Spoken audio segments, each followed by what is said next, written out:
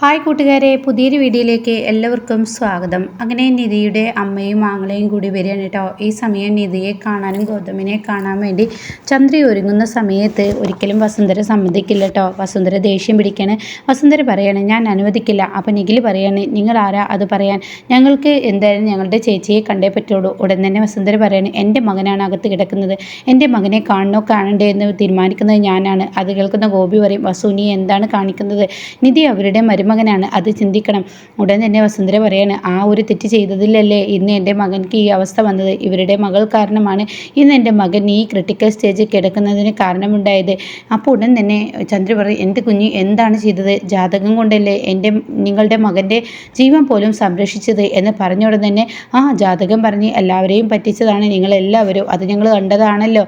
ആങ്ങളയുടെ മകളെ അങ്ങ് വിവാഹം കഴിപ്പിക്കാൻ നോക്കിയതല്ലേ, ഇപ്പോഴല്ലേ ജാതകത്തിൻ്റെ കാര്യം നിങ്ങൾ എടുത്തിട്ട് പറയുന്നത്? അതുകൊണ്ട് ആ ജ്യോത്സ്യം പറഞ്ഞ പൊട്ട വാക്കുകൾ കേട്ട് എൻ്റെ ആങ്ങളെയും ഭാര്യയും ചെയ്തതാണ് എൻ്റെ മകനെ ഈ ഊരാക്കുടുക്കിലാക്കിയത്. ഇപ്പോൾ നിങ്ങളുടെ മകളുടെ പെരുമാറ്റം കൊണ്ടാണ് എൻ്റെ മകനെ ആക്സിഡൻറ്റ് സംഭവിച്ചതെന്ന് പറയാം കേട്ടോ. അപ്പോൾ ഇത് കേൾക്കുന്ന ചന്ദ്രി മകറിയും, എൻ്റെ മകൾ നിങ്ങളുടെ മകളെ എങ്ങനെ ആക്സിഡൻ്റ് ആക്കി? അപ്പോൾ ഉടൻ പറയും, ഞാൻ കാണിച്ചു തരണോ? നിങ്ങൾക്ക് എൻ്റെ മൊബൈലിലുള്ള വീഡിയോകൾ അത് കണ്ട് എൻ്റെ മകന് ഷോക്കേറ്റതാണ്. അവൻ കാണിച്ചതാണ് ഈ പ്രവൃത്തിയല്ല നിങ്ങളുടെ മകൻ്റെ എന്ന് പറഞ്ഞ ഉടനെ ഗോപി പറയാണ്, വെറുതെ അവരെ വേദനിപ്പിക്കണ്ട.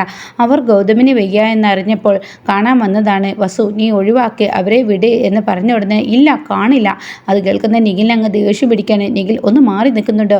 ഞാൻ പോയി കാണട്ടെ എന്ന് പറഞ്ഞിട്ട് നിഖിൽ അങ്ങ് ഐസിയു ഇടിച്ചു കയറാൻ നോക്കുന്ന സമയത്ത് വസുന്ധര അങ്ങ് മാറ്റിയാണ് കേട്ടോ. ഡാ എൻ്റെ മകനാണ് അകത്ത് കിടക്കുന്നത്, അതുകൊണ്ട് തന്നെ കാണാൻ പറ്റില്ല. ഇത് കേട്ട നിഖിൽ പറയും, എൻ്റെ പെങ്ങള് എൻ്റെ ചേച്ചിയാണ് അവിടെ അകത്ത് കിടക്കുന്നത്. എൻ്റെ ചേച്ചിയെ കാണാൻ നിങ്ങളുടെ അനുവാദം എനിക്ക് വേണ്ട, ഇപ്പോൾ എൻ്റെ അനുവാദം വേണം. ആ ഐസിയുവിനുള്ളിൽ എൻ്റെ മകൻ കിടക്കുന്നുണ്ടെങ്കിൽ നിങ്ങൾ കാണേണ്ട.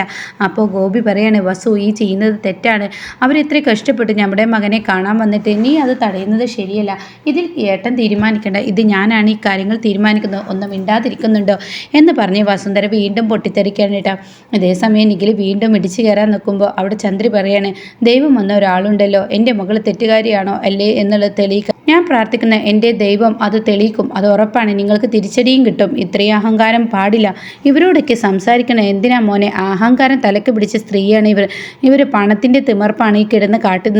സമൂഹത്തിൽ ഇവർക്കൊരു നിലയും വിലയും ഉണ്ടെന്ന് കരുതി പാവപ്പെട്ട മനുഷ്യന്മാരെ പീഡിപ്പിക്കുക, അതാണ് ഇവരുടെ മെയിൻ ലക്ഷ്യം. അതാണ് ഇവർ ചെയ്തുകൊണ്ടിരിക്കുന്നത്. ഇവർ ഗൗതമിനെ കാണാൻ സമ്മതിച്ചില്ലെങ്കിൽ കുഴപ്പമില്ല, എൻ്റെ മകനും മകളും എന്നെ തേടി വരും.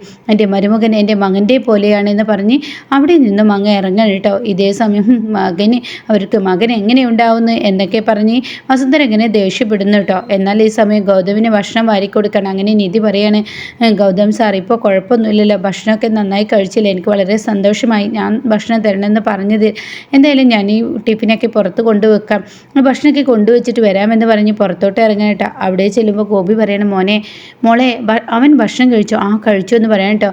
അപ്പോൾ ഉടൻ തന്നെ എൻ്റെ മകന് ഞാൻ കൊടുക്കേണ്ട ഭക്ഷണം നീ തട്ടിപ്പറിച്ചിരിക്കുന്നു. അപ്പോൾ ഉടൻ തന്നെ നിധി പറയും, നിങ്ങളൊരു കാര്യം ചിന്തിക്കണം, ഗൗതം സാർ തന്നെയല്ലേ എന്നോട് കൊടുക്കാൻ ആവശ്യപ്പെട്ടത്. അപ്പോൾ ഗൗതം സാറിന് എന്നെ നന്നായി അറിയാം. ഉടൻ തന്നെ നീ വല്ലാതെ ചിലക്കണ്ടടി, എൻ്റെ മകനെ കൊല്ലാൻ നോക്കിയവളാണ് നീയും നിൻ്റെ കാമുകനെ നോക്കിയതാണ് എന്ന് പറഞ്ഞ ഉടൻ തന്നെ, എന്നെ അറിയുന്നത് കൊണ്ടാണ് എൻ്റെ ഗൗതം സാർ ഞാൻ തന്നെ ഭക്ഷണം തന്നാൽ മതി എന്ന് പറഞ്ഞത്, ഇപ്പോൾ എന്തായി എന്ന് പറയാൻ കേട്ടോ. അപ്പോൾ അത് കേൾക്കുന്ന വസുന്ധരയ്ക്ക് ഒരുപാട് ദേഷ്യം പിടിക്കുകയാണ്. അങ്ങനെ പിന്നീട് നിധി അങ്ങ് പോവാണ്. നിങ്ങളെപ്പോലെയുള്ളവരോട് സംസാരിക്കുന്നത് നല്ലത്, സംസാരിക്കാതിരിക്കുകയാണ് ഏറ്റവും ബെറ്റർ എന്ന് പറഞ്ഞ് നിധി അങ്ങ് പോകുമ്പോൾ വസുന്ധര എന്ത് ചെയ്യും? ഐസിയുവിനുള്ളിലോട്ട് അങ്ങ് ഇടിച്ചു കയറും കേട്ടോ. എന്നിട്ട് ഗൗതമിൻ്റെ അടുത്തോട്ട് ചെല്ലാണ്. ഈ സമയം മോനെ എന്ന് പറഞ്ഞ് വിളിക്കുമ്പോൾ ഗൗതം കണ്ണു തുറക്കണം. അമ്മേ എന്ന് പറയാൻ കേട്ടോ. അപ്പോൾ ഉടൻ തന്നെ, മോനെ നിന്നോടൊരു കാര്യം പറയാനുണ്ട്. ആ നിധി എന്ന് പറയുന്ന ആ വെടക്ക് പെണ്ണിനെ എന്തിനാണ് നീ ഭാര്യയാക്കി വെച്ചിരിക്കുന്നത്? അവൾക്കൊരു ഭർത്താവുണ്ട് എന്ന് പറഞ്ഞു ഒരുത്തൻ ഇവിടെ കയറി ഇറങ്ങി. ആ ഭർത്താവാണോ നിന്നെ ഈ അപായപ്പെടുത്തിയതെന്ന് പറയാൻ പറ്റില്ല. ഇതിനൊക്കെ കൂട്ടു പിടിക്കുന്ന നിധിയാണ്. നിധി അറിഞ്ഞും കൊണ്ടാണ് ഈ പ്രവൃത്തി ചെയ്തിരിക്കുന്നത്. ആ വീഡിയോ നീ ഫോണിൽ കണ്ടില്ലേ? അവൾ അവനെ കെട്ടിപ്പിടിക്കുന്നത്. അപ്പോൾ എൻ്റെ മോന് ഒരിക്കലും യോഗ്യതയുള്ള പെണ്ണല്ല അവളെ ഡിവേഴ്സ് ചെയ്യണം. നിൻ്റെ ഈ അസുഖം മാറിയുടൻ തന്നെ അതിന് ഡിവേഴ്സിന് ഒപ്പിട്ട് കൊടുക്കണമെന്ന് പറയുമ്പോൾ ഗൗതം ആദ്യമേ പറയുന്നുണ്ട്, മിണ്ടാതിരിക്കുക അമ്മ എന്നുള്ള ആ റിപ്പീറ്റ് വാക്കുകൾ പറഞ്ഞിട്ട് അവിടെ വസുന്ധര മിണ്ടാതിരിക്കുന്നില്ല കേട്ടോ. ഇതേ സമയം തൻ്റെ അമ്മ തന്നോട് എന്ത് പറഞ്ഞിട്ടും മിണ്ടാതിരിക്കുന്നില്ല. എനിക്ക് വയ്യമ്മ, എനിക്കിത് കേൾക്കാൻ വയ്യ, നിധിയെ കുറ്റപ്പെടുത്തരുത് എന്ന് പറയുമ്പോഴും മിണ്ടാതിരിക്കുന്നില്ല. പിന്നീട് ഗൗതം അവിടെ ഇരിക്കുന്ന ആ ഗ്ലൂക്കോസ് കയറ്റാൻ വേണ്ടി വെച്ചിരിക്കുന്ന ആ ഒരു വടിയുണ്ടല്ലോ, അത് ഒരൊറ്റ തട്ടങ്ങ് തട്ടണിട്ടോ. അതോടുകൂടി വസുന്ധര ആകെ പേടിക്കാണ്. തൻ്റെ മുഖത്തോട്ട് അടിച്ചതുപോലെയാണ് ആ വടി ഗൗതം തട്ടിയിരിക്കുന്നത്. ഇത് കാണുന്ന വസുന്ധര ഒന്ന് ഞെട്ടിപ്പോകുന്നുണ്ട്. ഉടൻ തന്നെ വസുന്ധര പറയും, എന്താടാ നീ കാണിക്കുന്നു? ഒന്ന് പോകുന്നുണ്ട് എൻ്റെ മുന്നിൽ നിന്ന്, ഒന്ന് പോയി തരുമോ? ഒരു സ്വസ്ഥതയോടു കൂടി എനിക്കിരിക്കണം. എനിക്ക് വയ്യ, എനിക്ക് തലവലിക്കുന്നു, എനിക്ക് ഒന്നാമതേ ഹോസ്പിറ്റൽ വാസം പറ്റുന്നില്ല. പറ്റുമെങ്കിൽ എനിക്കൊരു ഉപകാരം ചെയ്യും, എനിക്ക് ഡിസ്ചാർജ് ചെയ്യാനുള്ള ആ ഒരു ഉപകാരം എനിക്ക് ചെയ്തു തന്നാൽ മതി. പിന്നെ അമ്മയോട് പറയാനുള്ളത്, നിധി എന്ന് പറയുന്നത് എൻ്റെ ഭാര്യയാണ്. എൻ്റെ ഭാര്യയെ നന്നായി മനസ്സിലാക്കി വെച്ചവനാണ് ഞാൻ. അതുകൊണ്ട് എൻ്റെ ഭാര്യ തെറ്റ് ചെയ്തിട്ടുണ്ടോ തെറ്റ് ചെയ്തിട്ടില്ലേ എന്നുള്ള സത്യം എനിക്കാണ് അറിയാവുന്നത്. അതുകൊണ്ട് എനിക്കറിയാവുന്നിടത്തോളം നിങ്ങൾക്ക് എല്ലാവർക്കും അത് അംഗീകരിക്കാം. ഞാൻ അവളെ കുറ്റപ്പെടുത്തുന്നുണ്ടെങ്കിൽ മാത്രം നിങ്ങൾ അവളെ കുറ്റപ്പെടുത്തിയാൽ മതി എന്ന് വസുന്ധരയുടെ മുഖത്തടിച്ച് പറയുമ്പോൾ ഗൗതം ഈ വാക്കുകളൊക്കെ അങ്ങ് പറഞ്ഞ ഉടനെ വസുന്ധര ചിന്തിക്കുകയാണ്, ഈശ്വര, എൻ്റെ മകൻ്റെ ഈ മാറ്റം അതെനിക്ക് ഒരിക്കലും ആലോചിക്കാനേ വയ്യല്ലോ. അവന് എന്ത് പറഞ്ഞാലും അവളെയാണല്ലോ ഇഷ്ടം. ആ മിഥുൻ വന്ന് ഇങ്ങനെയൊക്കെ കാണിച്ചു കൊടുത്തിട്ടും അവൻ അവളെയാണല്ലോ വിശ്വസിക്കുന്നത്. ഉടൻ തന്നെ വസുന്ധര, മോനെ, ഞാൻ പറയുന്നത് നീ ഒന്ന് കേൾക്ക്. ദയവ് ചെയ്ത് അമ്മക്ക് പറ്റുമെങ്കിൽ ഒരു ഡോക്ടറെ വിളിച്ച് എനിക്ക് ഡിസ്ചാർജ് ചെയ്യാനുള്ള കാര്യങ്ങൾ ചെയ്യേ. എനിക്ക് ഈ റൂമിൽ കിടന്ന് ആകെ മുഷിച്ചിലാണ് വരുന്നത്, എൻ്റെ തല വലിക്കുന്നു.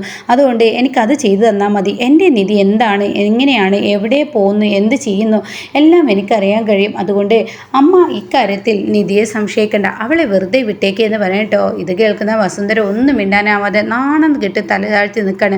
അങ്ങനെ പിന്നീട് സിസ്റ്റർ പോയി ഡോക്ടറെ വിളിച്ചു കൊണ്ടുവരണം. അങ്ങനെ ഡോക്ടർ ചെക്കപ്പൊക്കെ ചെയ്യാണ്. അപ്പോൾ പറയാണ് ഡോക്ടർ, ഇപ്പോൾ തിരക്ക് പിടിച്ച് പോകണോ? ഇപ്പോൾ പോകേണ്ട ആവശ്യമില്ല, 2 ദിവസം കൂടി കിടന്നേക്ക് എന്ന് പറഞ്ഞ ഉടൻ തന്നെ ഗൗതം പറയാണ്, അത് സാർ അവിടെ വന്ന് നോക്കിയാൽ മതി. അപ്പോൾ ഉടൻ തന്നെ എനിക്കിവിടെ വലിയൊരു ഹോസ്പിറ്റലല്ലേ, എനിക്ക് ഇവിടെ തന്നെ ഇഷ്ടംപോലെ ഡ്യൂട്ടിയുണ്ട് എന്ന് പറഞ്ഞ ഉടൻ തന്നെ ഗൗതം പറയാണ്, ഒരു ജൂനിയറെ ആരെങ്കിലും വിട്ടാൽ മതി, അവരാരെങ്കിലും വന്നതിനൊന്ന് നോക്കിയാൽ മതി. എനിക്ക് ഇവിടെ നിൽക്കുമ്പോൾ എൻ്റെ മനസ്സിന് വല്ല ദേഷ്യം വരുന്നു. അവിടെയാവുമ്പോൾ യാതൊരു കുഴപ്പവുമില്ല. അമ്മ, അച്ഛൻ എല്ലാവരും കൂടി ആകുമ്പോൾ മനസ്സിന് വല്ലാത്തൊരു സന്തോഷമാണ് കിട്ടുക. ഇവിടെ ഞാൻ രോഗിയെപ്പോലെ ഒരു കട്ടിലിൽ കിടക്കുന്നത് അതെനിക്ക് താങ്ങാൻ കഴിയില്ല. അതുകൊണ്ട് ദയവ് ചെയ്ത് എനിക്ക് ഡിസ്ചാർജ് തരൂ എന്ന് പറയട്ടോ.